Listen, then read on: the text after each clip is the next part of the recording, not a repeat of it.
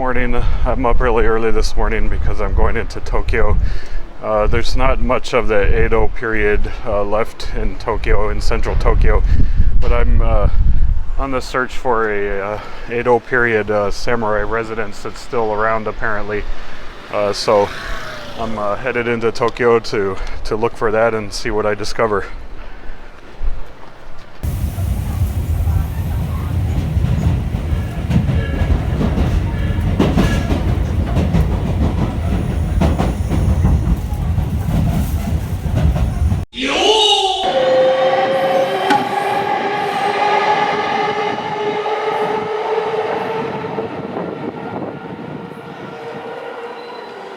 Okay, after a lot of walking and a police escort, seriously, the police helped me find this place because it's very difficult to find. I finally found it, so there it is behind me, and it's one of the few surviving Edo period samurai houses left in this area in central Tokyo, so I'm gonna go check it out.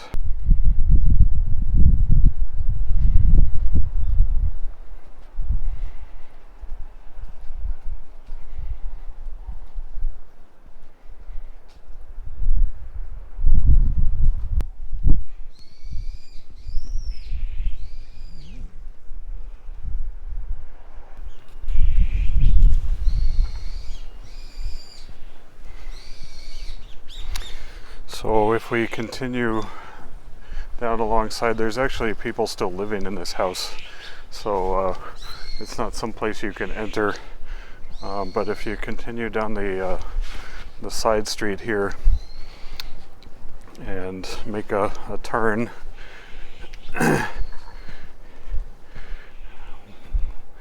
you can see there's a small pathway, and this pathway has probably been here for a few centuries. And here we go. This would be the old gate to the house.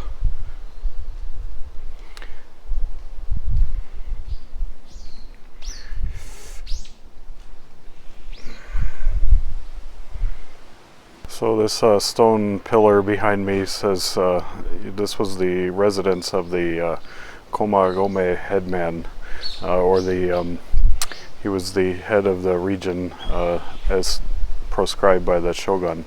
There's a blog on Japanese history called Japan This, and lucky for me, the person who writes there did some good research, and he says that this signpost refers to a nanushi, or village headman, who was this was an administrative post in pre-Meiji Japan. The Tokugawa shogunate gave villages a certain amount of autonomy in regards to how they govern themselves. Some headmen were elected by the villagers, others had been elected or appointed, and the post was hereditary. He says, the blogger says, as far as I know, the shogunate and various daimyo didn't have consistent policies on this. So here's another really amazing detail about this old samurai residence. The name of the family who lives here, who's lived in the property since it was built, is Takagi.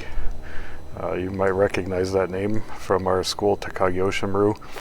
I don't have any idea if this family is related in any way to our school, but it is a nice detail for me because it makes me feel a little bit more connection to our training and our history.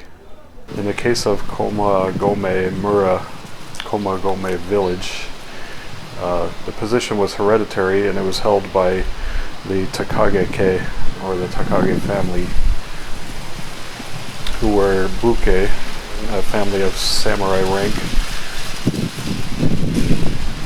and the Takagi family still lives on this property.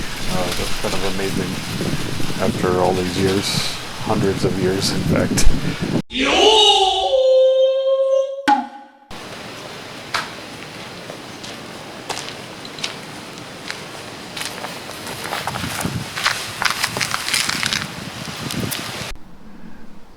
was quite a surprise. The one of the residents here who lives here, I guess one of the members of the Takagi family, a very old gentleman, just opened the gate and let me come in. So the generosity of the Japanese people is never ending. So I'm able to be on the other side of the gate and come inside. So I'm going to look around a little bit. I want to try to be quiet because there are people living here still in this residence. So it's a very beautiful spot.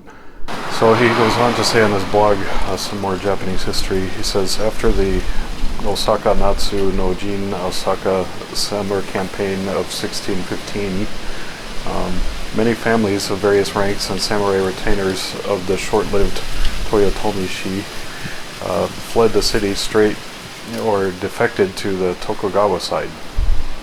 The Takagi sought refuge in the shogun's capital of Edo, and they were granted a fiefdom on the Yamanote, which is the high ground of Komagome. You may not have known that about the Yamanote, that it was the high ground and reserved for the upper class people. The family was also appointed to the post of Nanushi, village head, as a hereditary title. Yeah, this space is right in the middle of downtown Tokyo, and you know, it feels very ancient, but just right in the middle of the buildings here. So there's modern buildings all around, but this space, this house, has been here for much longer than any of those buildings. The family has held on to this little piece of real estate for about 400 years. So this property in the middle of modern day Tokyo, which was once Edo, has been in the Takagi family for 400 years. So I'm walking next to the building here, and here's one of the entrances, one of the side entrances, and right next to that is the old well. So I'm imagining, you know, they probably came out of that little side entrance there to get water in the well.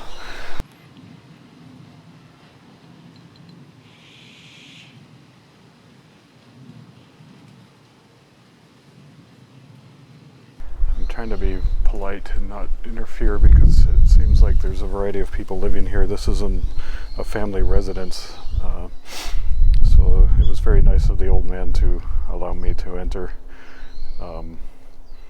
But I don't want to intrude too much.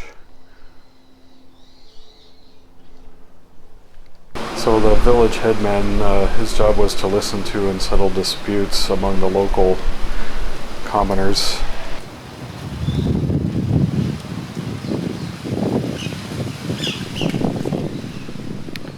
The sunlight is streaming through the trees really nicely here, and it's kind of illuminating this entrance area.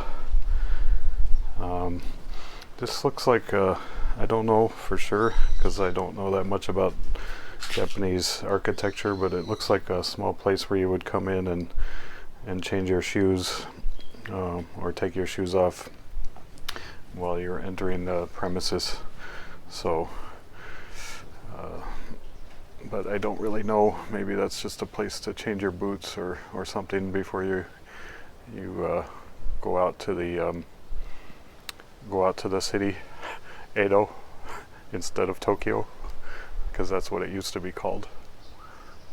So what makes this house a little different from a commoner house, besides the size of it and the location, was that there's a unique architectural feature, which is the shikidai, raised floor. Shikidai were reserved for the samurai class. So maybe that little step-up entryway that I mentioned earlier that I didn't know what it was for maybe changing your boots or whatever, that might be part of this architectural feature. The platform allowed a samurai to remain in his own home and on an elevated platform when he received guests of lower status. the Takagi would have heard the complaints of the commoners in this way. So when you were coming out the door of the house here, you would walk down that path and go out the gate behind me.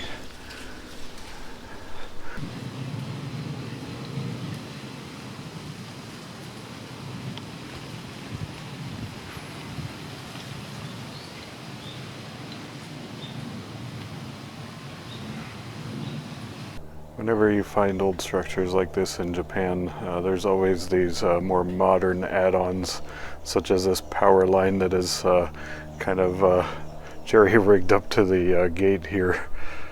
It's pretty funny the way it's kind of dangling across. Yeah, so it runs down the gate and over to this light.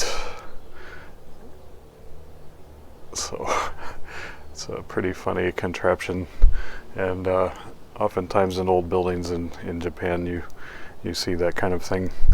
Stuff is just added on or tacked on as history changes.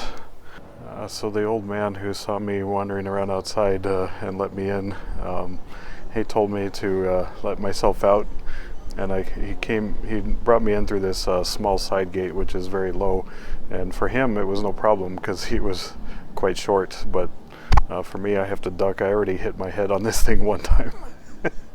So here we go again.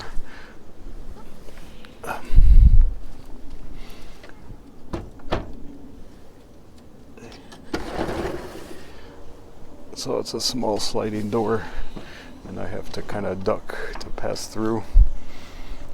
But it was very nice of that gentleman who lives here to allow me to check the place out. I think that's a pretty rare opportunity, because when I was speaking to the police about coming over here, they said that I couldn't go inside, and I already knew that because I know that people live here, but I was rather surprised that someone who lived here welcomed me in to the premises, so that was very fortunate.